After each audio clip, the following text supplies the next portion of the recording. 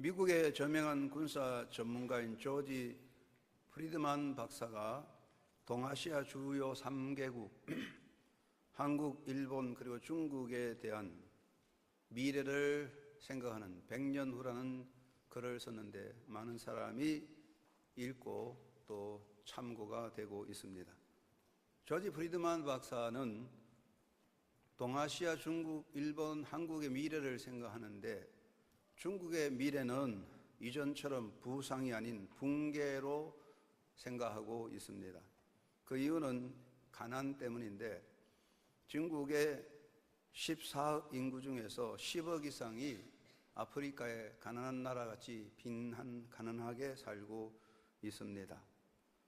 연간 2만 달러를 버는 부류는 5%에 속한 6천만 명에 불과하고 대부분은 하루 가구당 3달러에서 6달러 정도의 생활을 하는 가난한 사람들입니다. 그래서 중국은 내부 경제가 없는 나라라고 지적하고 외부 세계에 의존함으로 중국은 외부 세계의 인질이나 마찬가지라고 지적하고 있습니다. 중국도 고부가가치 산업으로 이동하려고 하지만 미국, 독일, 일본, 한국과 같은 쟁쟁한 나라가 버티고 있어서 어려울 것이라고 지적하고 중국의 미래에 대한 문제를 잘 지적해 주었습니다. 그리고 일본에 대해서는 무서운 단결력이 있어서 아시아 최강으로 복귀할 것이라고 내다보고 있습니다. 일본은 가난한 빈민이 거의 없고 국방력이 강하다고 지적합니다. 또 경제가 크고 교육 수준이 높고 정부를 따르는 국민이 있어서 나라가 쇠퇴할 수 없다고 지적하고 있고 일본 사람들의 고도의 응집적인 사회 풍토를 지적합니다. 일본 사람들은 지도자들이 잘못할지라도 그 리더십이 회복되도록 기다려주고 있는 나라라고 지적했습니다. 사회 불안 요소가 없는 나라이기 때문에 미래에 든든히 설 것이라고 지적했고 그 대신 일본이 가진 가장 근본적인 문제는 천년 자원이 없기 때문에 이 문제가 일본 미래의 큰 문제라고 지적하면서 그래서 일본은 해상교통을 통하여 해외로 힘을 뻗쳐나가려고 애를 쓰고 있다. 이런 점을 지적해 주었습니다. 그리고 한국은 중국, 일본, 러시아에 둘러싸인 폭탄 같은 존재로 지적하고 있습니다. 향후 10년 정도의 통일이 될 것으로 보고 있습니다.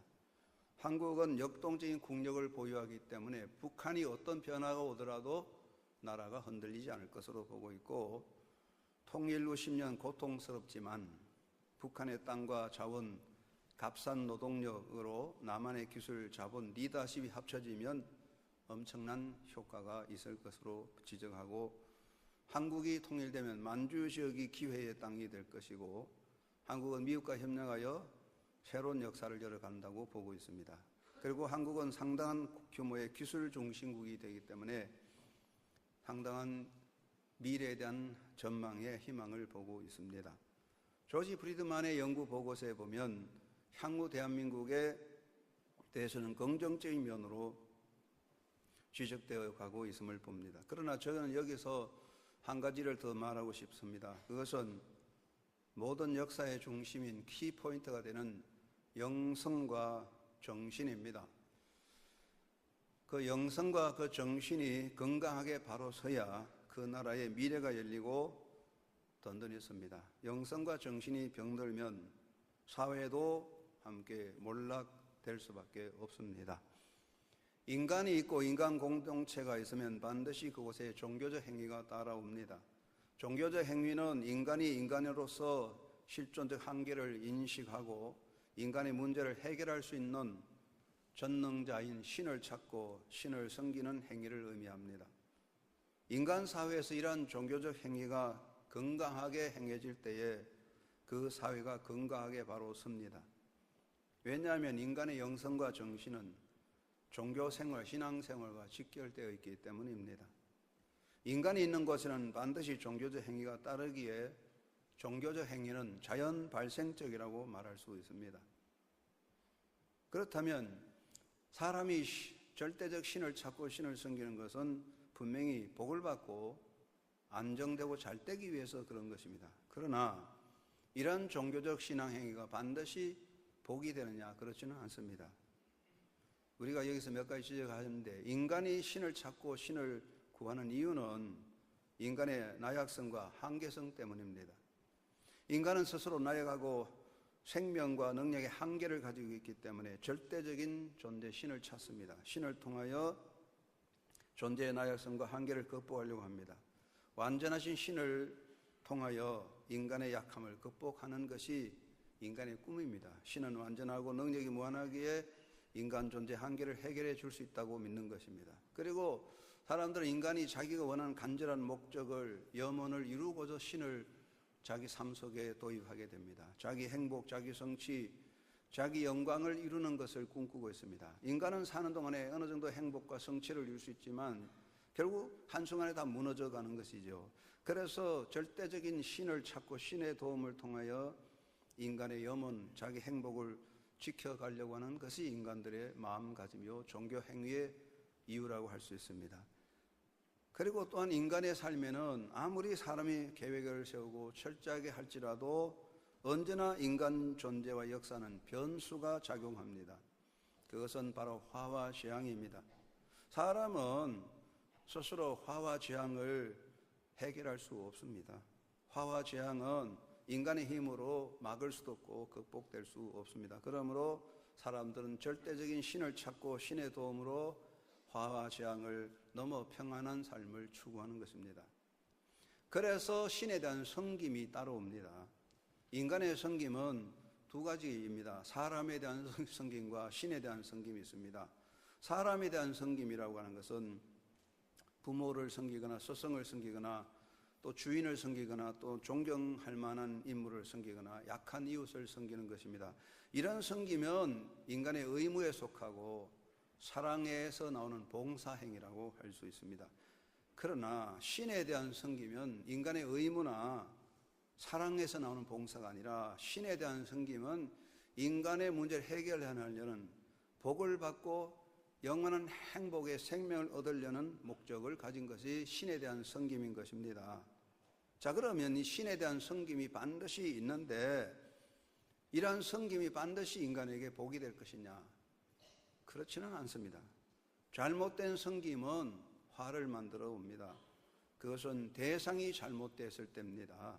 우리 생각에 아무 것이나 섬기면 복을 받는다 생각할 수가 있습니다. 일본 사람들은 멸치 대가리도 섬긴다고 할 정도로 잡신이 많습니다. 아무 신이나 섬기면 될 것이냐? 그렇지는 않습니다. 우리가 신을 섬기되 그 대상이 잘못되면 화를 자초하게 됩니다. 하박국 선지자는 이것을 지적했습니다. 새긴 우상은 그 새겨 만든 자에게 무엇이 유익하겠느냐? 부어 만든 우상은 거짓 스승이라. 만든 자가 이 말하지 못하는 우상을 의지하니 무엇이 유익하겠느냐? 나무에게 깨라 하며 말하지 못하는 돌에게 일어나라 하는 자에게 화 있을진저라고 했습니다. 그래서 우상 숭배가 화를 만드는 결과를 만든다고 지적하고 있습니다. 이것은 구약성경에서 강조되어 있는 핵심입니다. 그 다음에는 잘못된 섬김의 태도입니다. 인간을 향하여 우리가 서로 섬길 때도 겸손과 진실이 있어야 되겠지요. 정치적으로 상업적인 목적을 가지고 섬기는 것은 꾸며진 행위로서 가식과 위선이 되기 때문에 그 가치 인정을 받지 못합니다. 신에 대한 섬김도 마찬가지지요. 겸손과 진실이 있어야 됩니다. 만약에 내가 복을 받고 내 욕망을 채우고자 신을 끌어들이고 그 신을 섬긴다면 그 행위는 오히려 하나님 앞에 가증스러운 짓이 될 수 있습니다. 예수님은 그 당시 유대 종교 지도자들을 지적하면서 화 있을진저 외식하는 자들이여 라고 심하게 말씀했죠. 그 잘못된 섬김의 태도가 오히려 하나님의 노를 일으켜 세운다 그랬어요. 그러므로 신에 대한 섬김도 잘못된 섬김은 화와 재앙을 자초하게 됩니다. 예레미야 25장 7절 말씀에 너희가 내 말에 순종하지 아니하고 너희 손으로 만든 것으로서 나의 노염을 일으켜 스스로 해하였다고 지적했습니다. 예레미야 44장 2절 말씀에서도 말씀하시기를 이는 그들이 자기나 너희나 너희 조상들이 알지 못하는 다른 신들에게 나아가 분향하여 섬겨서 나의 노염을 일으킨 악행으로 말미암음이니라. 내가 나의 모든 종 선지자들 너희에게 보내되 끊임없이 보내어 이르기를 너희는 내가 미워하는 이 가증한 일을 행하지 말라 하였으나 그들이 듣지 아니하며 귀를 기울이지 아니하고 다른 신들에게 여전히 분향하여 그들의 악에서 돌이키지 아니하였으므로 나의 분과 나의 노염을 쏟아서 유다 성읍들과 예루살렘 거리를 불살랐더니 그것들이 오늘과 같이 폐허와 황무지가 되었다라고 지적해 주었습니다. 그러므로 우리가 신에 대한 섬김이 귀한 것이지만 잘못된 섬기면 화를 만드는 것이기 때문에 잘못된 종교 생활, 잘못된 종교 행위는 그 영성을 병들게 함으로, 정신을 병들게 함으로 오히려 그 개인과 사회에 화를 일으켜 패망을 만들 수 있다는 것을 지적해 주고 있습니다. 하나님께서는 우리에게 뭐라고 말씀하십니까? 하나님께서는 모세를 통해 말씀하시기를 너는 조심하여 다만 하나님을 경외하고 그를 섬기라고 지적해 주었습니다. 예수님께서도 꼭 같은 말씀을 하셨습니다. 다만 여호와만을 경배하고 그를 섬기라 하셨습니다.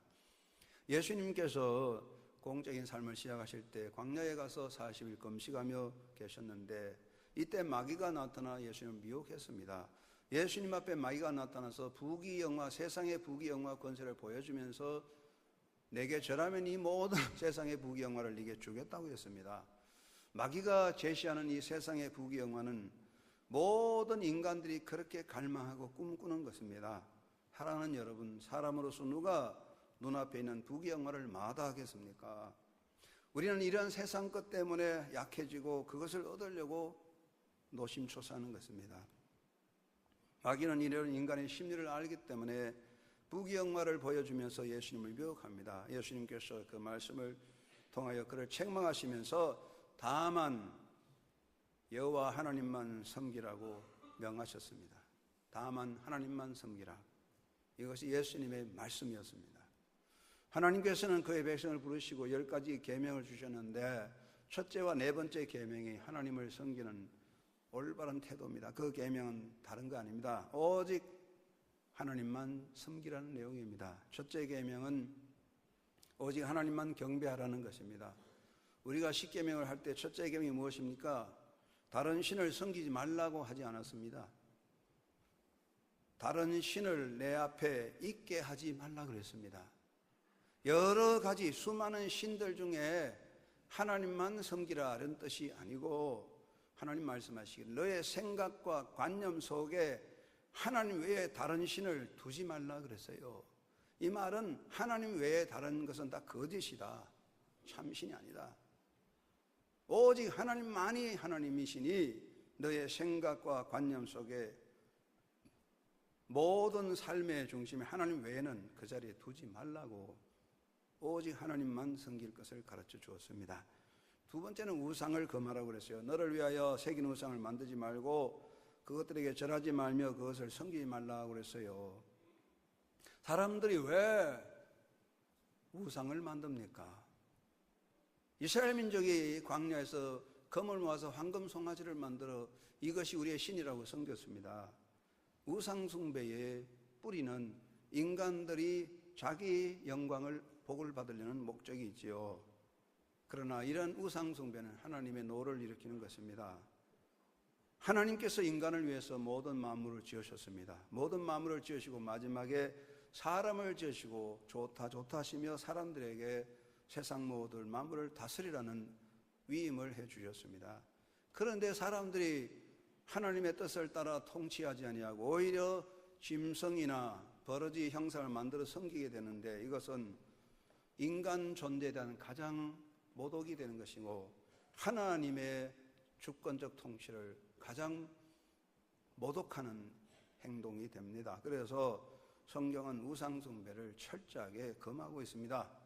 하나님만을 섬기며 하나님 다음엔 인간의 존재를 강조하고 있습니다. 그 다음에는 하나님의 이름을 높이라고 했어요.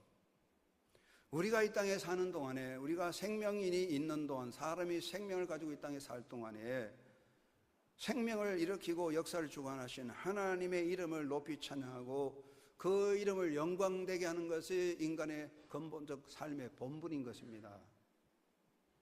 이 본분을 버리면 안 됩니다. 내가 내 영광을 노래하고 인간의 영광을 찬양할 때에 하나님은 그곳에서 화를 내릴 수가 있습니다. 오직 하나님은 찬양의 대상입니다. 우리는 입에서 농담으로도 하나님의 이름을 우습게 여기거나 욕을 해서는 안 됩니다. 여호와 이름을 높이고 존경하며 경외하는 것이 인간의 본질입니다. 네 번째는 하나님의 것을 성별하라고 말씀해서요. 이 세상의 모든 것은 다 하나님의 것입니다. 하나님의 것 아닌 건 없어요. 모든 만물의 주인은 하나님이십니다. 하나님께서는 이 모든 것의 주인이지만 사람들에게 위임해서 다스리라고 했으므로 우리는 위탁받은 관리자요 청직입니다. 그래서 모든 삶의 주권이 하나님에게 있음을 인정하기 때문에 우리는 삶을 구별하여 드리는 것입니다. 시간의 주인이신 하나님 앞에 시간을 구별하여 예배하고, 재능의 주인이신 하나님 앞에 재능을 구별하여 헌신하고, 소유의 주인이신 하나님 앞에 소유를 구별하여 11조를 드리고 헌금을 드리고, 날의 주인이신 하나님 앞에 날을 구별하여 하나님 앞에 헌신하고 봉사하는 것입니다. 사랑하는 여러분, 주권을 인정하는 것은 그의 주인 앞에 우리의 삶을 드리는 것입니다. 우리가 아무리 하나님을 믿는 사람이다, 예수 믿는다, 하나님 믿는다 할지라도 우리가 삶을 구별하여 드리지 않으면 믿음이 아닙니다. 하나님을 인정하지 않는 것입니다. 하나님을 인정한다는 것은 모든 생명의 주인이신 하나님 앞에서 우리의 시간, 재능, 소유, 나를 구별하여 하나님께 드리는 것입니다. 우리의 삶에서 구별하여 드리는 것은 하나님의 절대 주권을 인정하고 고백하는 것입니다. 이건 대단히 중요한 것입니다. 이러한 철저한 고백과 구별이 없이는 하나님의 백성이라고 말할 수 없을 것입니다. 하나님께서는 다만 하나님만을 섬기라고 말씀했습니다. 왜 그렇게 할까요? 그렇게 하는 것이 생명과 복을 누리는 길이라고 말씀하고 있습니다. 신명기 30장 15절 말씀에 고백하시고 하나님께서 선포하셨습니다. 보라, 내가 오늘 생명과 복과 사망과 화를 내 앞에 두었나니 곧 내가 오늘 내게 명령하여 내 하나님 여호와를 사랑하고 그 모든 길로 행하며 그의 명령과 규례와 법도를 지키라는 것이라. 그리하면 내가 생존하여 번성할 것이요 또 내 하나님 여호와께서 내가 가서 차지할 땅에서 내게 복을 주실 것임이니라. 하나님께서 말씀하시기를 우리가 다만 하나님만을 섬길 때에 생명과 복이 임한다는 것이죠. 왜냐하면 생명과 복은 하나님의 것입니다. 이사야 65장 16절 말씀에 땅에서 복을 구하는 자는 진리의 하나님께 구하라고 강조하고 있습니다. 왜 그렇습니까? 생명과 복은 하나님에게 있습니다. 하나님이 다스립니다. 하나님께서 닫으시면 생명이 닫히고 하나님이 닫으시면 모든 삶의 복이 다 닫히는 것입니다. 오직 하나님만을 바로 섬길 때에 생명과 복의 역사가 열려집니다. 그리고 하나님을 바로 섬길 때 하나님께서 약속의 복을 모든 자손에게 이루어 주시는 것입니다. 인간은 약속을 하지만 잘 지키지 못합니다. 그래서 쉽게 약속해서 안 되지요. 약속을 합니다. 그때는 꼭 지킬 것 같지만 살다 보면 상황이 바뀌어서 못 지켜요.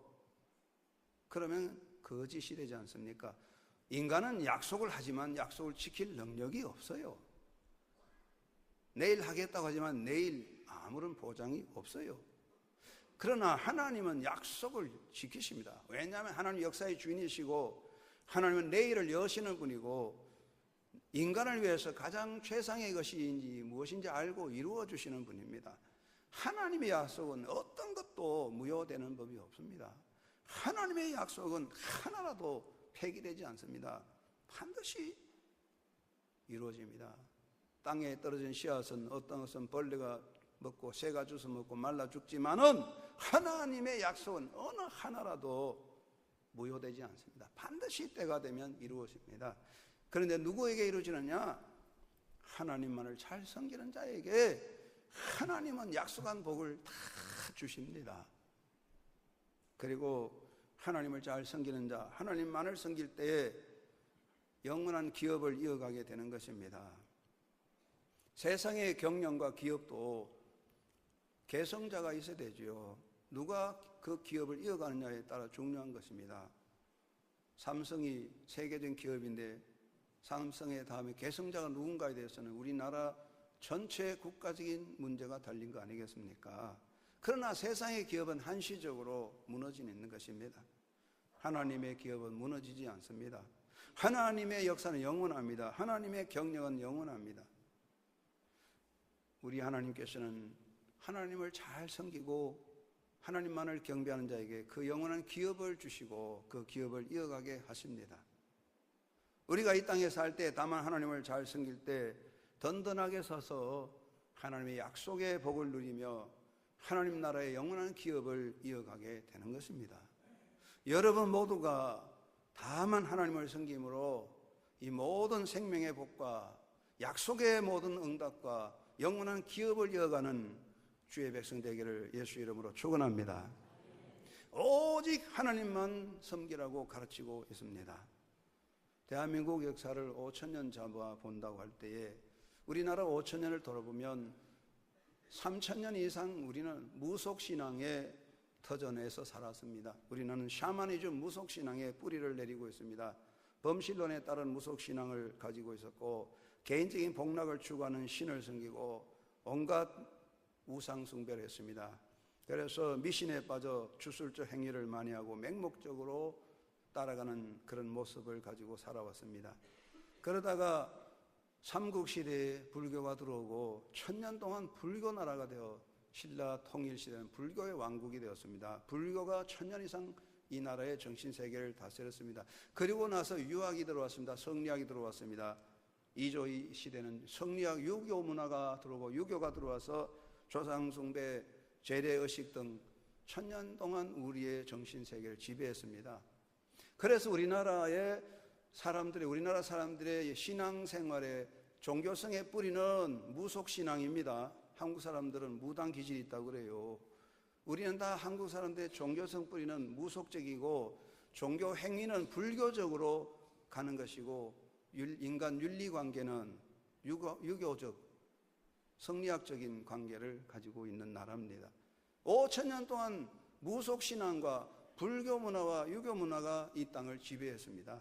그러다가 일제의 30년 지배를 받으면서 해방을 하게 되고 대한민국의 일제 지배에서 해방하여 대한민국 정부를 수립할 때에 놀랍게도 5,000년 역사에서 수많은 세월 속에 무속 사상과 불교 사상과 유교의 지배를 받았는데 우리가 대한민국 국가가 세워질 때는 자유민주 정신, 기독교 정신으로 헌법을 만들었습니다. 우리나라 국회가 처음으로 열릴 때 기도를 드리고 국회를 열었습니다.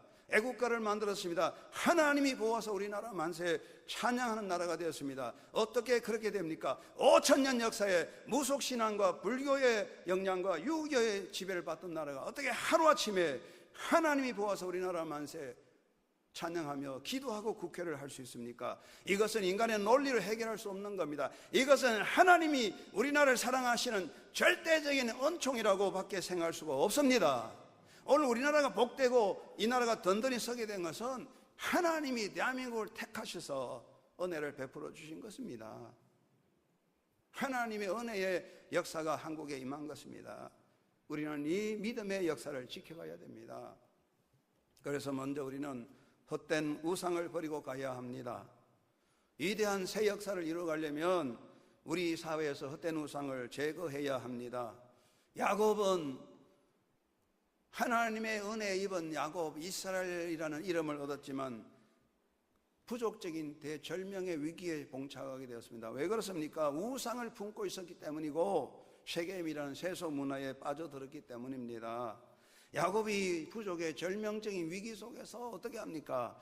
이방 신상과 금귀고리를 다 모아 땅속에 묻어버리고 옷을 갈아입고 하나님을 향해 돌아갈 때 여호와께서 야곱의 권세가 되어 주셨습니다.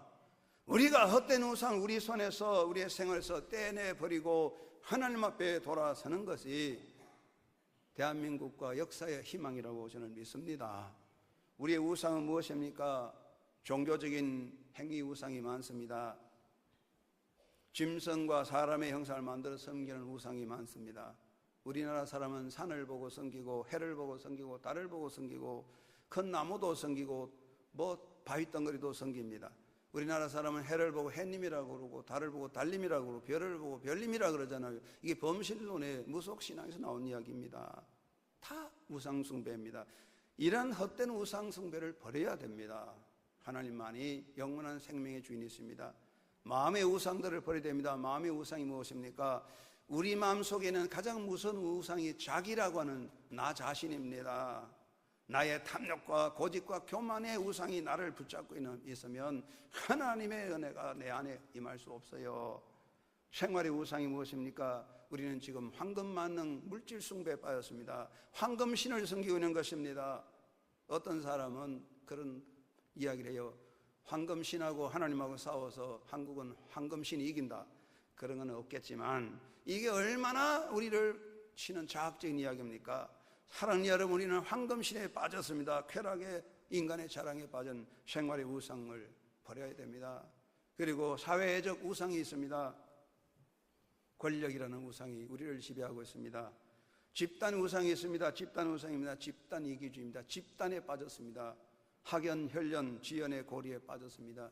이런 우상을 버리지 않으면 새로운 역사가 열리지 않을 줄로 생각합니다. 우리의 생각에서, 우리의 생활에서 이 모든 우상을 깡그리 내버리고 하나님 앞에 바로 설 때에 하나님의 은혜는 영원히 우리를 떠나지 않을 줄로 믿습니다. 우리가 이것을 버리지 않으면 우리는 우상에 감금되고 우상에 빠져서 하나님의 노를 일으켜 스스로 자멸할 수도 있다는 사실을 기억하고 우상을 버리고 하나님께로 돌아가야 하겠습니다. 두 번째는 하나님을 모시고 한 마음으로 섬겨야 되겠습니다. 건강한 존재는 마음이 건강합니다. 마음이 병들면 생활이 병드는 것입니다. 마음이 아프면 몸이 아픈 것입니다. 인간 사회가 건강하려면 건강한 영성과 건강한 정신을 가져야 됩니다. 어느 사회든지 몰락할 때 보면 그 영성과 종교가 망하게 돼 있어요. 영성이 비뚤어지면 사회가 망하지 않습니까? 건강한 영성은 건강한 신앙생활에서 나오는 것입니다. 그래서 종교가 병들면 안 됩니다. 사회적 패망에는 종교적인 병폐가 중심에 있습니다. 우리 모두가 건강한 영성을 찾아야 됩니다. 그것은 진정한 하나님, 살아계신 하나님을, 예수 그리스도를 우리의 중심에 모시는 것입니다. 여러분, 우리의 생각의 중심, 관계의 중심, 생활의 중심이 무엇이 끼어 있습니까? 아무리 발전소에서 전기를 만들어서 공급할지라도 중간에 전선이 끊어지거나 접촉 부분에 오물이 들어가면 전기가 들어오지 않습니다. 우리의 생각의 중심에 탐욕, 거짓, 정치적 야욕과 잘못된 사상들이 들어와 있으면 하나님의 은혜가 임하지 못하는 것이며 영성과 정신이 병들어 버리게 될 것입니다. 우리는 마음을 모아서 오직 한 마음으로, 오직 한 하나님으로, 한 방향으로 가야 합니다. 하나님은 생명을 일으키십니다. 예수님은 참 생명이요 길이요 진리십니다. 다른 것 외에는 길도 없고 방법이 없는 것입니다. 예수님 외에 길이 없고 바른 생명의 방법이 없습니다. 여기에 살 길 있고 미래가 있습니다. 오직 하나님을 한 아버지로 모시고 한 마음으로 한 방향으로 달려가야 하겠습니다. 자녀들이 한 마음으로 부모를 섬기는 것이 참된 효입니다. 백성들이 한 마음으로 나라를 위해 일하는 것이 애국이요 호국입니다. 자녀들의 마음이 갈라져 다투는 것이 불효의 중심이 되는 것입니다. 백성들의 마음이 갈라지는 것이 만국이 되는 것입니다. 성도들이 마음이 갈라지는 것이 교회를 패망시키는 원인이 되는 것입니다. 그러므로 예수님은 아버지여 내게 주신 아버지의 이름으로 그들을 온전하게 하사 보존하사 우리와 같이 그들도 하나가 되게 하소서라고 간절히 기도드렸습니다. 우리가 할 일은 무엇입니까? 세계화의 시대 속에서 우리의 정신은 무엇입니까? 오직 한 하나님 안에 모여 한 정신으로 한 방향으로 나가야 하는 것입니다. 가정의 분열은 가정을 무너뜨리는 것입니다. 교회의 분열은 교회를 무너뜨리게 것입니다. 국가의 사회의 분열은 국가를 흔드는 것입니다. 우리 모두가 오직 한 하나님 안에 한 신앙, 한 믿음을 가지고 하나님의 뜻을 따라 한 방향으로 나라를 향해 헌신하고 교회를 섬기는 백성이 될 때에 하나님의 은혜가 이 땅에 영원히 임할 줄로 믿습니다. 우리 모두 한 하나님을 아버지로 모시고 한 마음으로 한 방향으로 힘을 합하여 달려가는 주의 백성이 되어야 하겠습니다. 세 번째는 인간을 향한 하나님의 크신 역사를 이어가야 하겠습니다. 하나님의 역사 섭리는 멈추지 않습니다. 역사는 멈춰지고 중단됩니다. 그러나 하나님의 역사는 중단되거나 변개되지 않습니다. 누구든지 방해할 수 없습니다. 그러므로 누구든지 어느 나라든지 어느 민족이든지 하나님의 역사에 참여하는 자를 하나님은 일으켜 세우시고 그 역사를 통해 그 민족을 통해 하나님의 뜻을 이루게 하십니다. 그러나 어느 민족 어느 나라든지 하나님의 역사를 방해하거나 그것을 거역할 때는 스스로 화를 자초하게 되어 쇠망할 수밖에 없습니다. 역사의 교훈이 있습니다. 막강한 군대가 나라를 지키지 않습니다. 막강한 권력이 국가를 지키지 않습니다. 스스로 패망합니다. 하나님의 거룩한 역사를 이어가는 존재가 되어야 합니다. 어떤 존재든지 존재성이라고 하는 것은 그것이 있음으로 미치는 작용에 있습니다. 작은 풀 한 폭이라도 그것이 있음으로 다른 주변의 사람들에게 도움이 되면 아주 가치가 있습니다. 큰 나무라도 그 나무가 독을 품고 있으면 그 나무는 가치가 없어집니다. 제거됩니다. 존재는 사명에 있는 것입니다. 그 사명이 분명하지 않으면 도태되는 것입니다. 이 인류 역사 속에서, 세계화 속에서 저는 생각합니다. 사명감을 가지고 분명한 의식이 있는 나라가 굳게 선다고 생각합니다. 자본도 문제가 되고 기술력도 문제가 되겠지만 앞으로 새 역사를 향해 나갈 때 세계적 사명을 가진 민족이 하나님의 은혜로 든든히 선다고 생각합니다. 우리의 사명은 무엇입니까? 이 상황, 이 자리에서 내가 무엇을 할 것인가 아는 것입니다. 사명은 미래적인 것이 아닙니다. 우리가 내일 뭘 할 거냐 생각하다 보면 내일은 내가 할 수 없습니다. 중요한 것은 이 상황에서, 이 자리에서 내가 뭘 할 것이냐 깨닫고 행동하는 것입니다. 여러분 모두가 이 상황, 이 자리에서 내가 무엇을 해야 될 것이냐는 하나님의 뜻을 깨달아 행동하는 하나님의 사람 되기를 주의 이름으로 축원합니다. 지금 세계는 미국의 강력한 힘을 떠날 수 없습니다. 미국의 힘은 뛰어난 기술력과 자원력과 군사력에만 있는 것은 아닙니다. 미국이 세계의 중심이 되는 것은 세계를 이끌어가야 한다는 책임감, 사명감 때문에 미국이 강하다고 말하고 있습니다. 미국의 지도자는 긴장하고 있습니다. 미국이 무너지면 세계가 혼란에 빠진다는 이런 생각들을 가진, 우리가 볼 때는 교만인 것 같아도 그들은 그것이 사명감입니다. 그래서 그들은 긴장하고 있습니다. 그렇기 때문에 든든히 서고 있습니다. 중요한 것은 사명의식입니다. 하나님께서 왜 대한민국을 이렇게 세우실까요? 가난하고 피폐하여 한순간에 사라져버릴 것 같던 이 작은 대한민국을 5천년 역사에서 수많은 미신과 무속신앙과 불교 문화와 유교 문화에 지배받던 나라를 하나님께서 일으켜서 하나님을 사랑하는, 하나님이 보아서 우리나라 만세 찬양하며 이런 강력한 하나님의 은혜의 나라가 된 것은 우리끼리 잘 먹고 잘 마시라고 하나님이 주신 복은 아니라고 생각합니다. 우리가 우리끼리 잘 먹고 잘 마시고 안일의 만족에 빠져 노닥거리고 있다면 언젠가 하나님께서 에베소 교회를 향하여 말씀하신 대로 촛대를 옮겨버릴 수가 있습니다. 한국교회가 오늘의 부흥을 자랑하고 교세를 자랑하고 세상적인 영화에 빠져서 춤추고 서로 다투고 싸우다 보면 분명히 하나님의 은혜가, 하나님의 역사가 우리를 떠날 수 있습니다. 우리가 배부를 때도 하나님의 은혜를 기억하고 겸비하게 하나님의 뜻을 따라 사명을 가지고 나가야 한다고 저는 생각합니다. 저는 월요일부터 목요일까지 중국 상해에 가서, 항저우에 가서 중국 가정교회 지도자들과 함께 있으면서 신앙교육을 했습니다. 그들은 그 교육을 받기 위해서 하루 종일 기차 타고 오는 사람도 있습니다. 열악한 환경에서 열심히 공부합니다. 저는 그것을 보고 이 사람들이 한국교회 초대교회인 것 같다 생각하면서 얼핏 생각하기를 중국의 미래는 중국 교회에 달렸다 생각해 보았습니다. 중국 정부에 속한 중국 정부의 집 통치를 받는 사자교회 교인이 약 3,500만이 되고 비공식적으로 숨어서 생활하는 기독교인, 가정교회 교인이 약 7, 8천 돼서 중국은 1억이 넘는 기독교인이 있다고 그래요. 이 중국이 점점 복음화되면 아시아가 변화될 거다, 그런 생각을 해보았습니다. 왜 한국을 여기 세우냐? 우리 한국과 중국을 선구하고 복음 선교의 사명을 가질 때 대한민국은 아시아의 중심이 되고 세계화의 중심의 자리를 지킬 수 있다고 저는 확신합니다. 우리의 미래는 우리의 기술과 정치에 있는 것이 아니라 우리의 영성에 있는 것입니다. 하나님께서 이 나라를 택하여 주시면 우리가 하나님 중심으로 하나 되어서 마음을 합하여서 복음 전하는 선교의 사명 가지고 나아갈 때에 이것이 애국이요, 이것이 호국이라고 저는 생각합니다. 교회 사랑, 나라 사랑 없는 이런 민족은 어리석은 것입니다.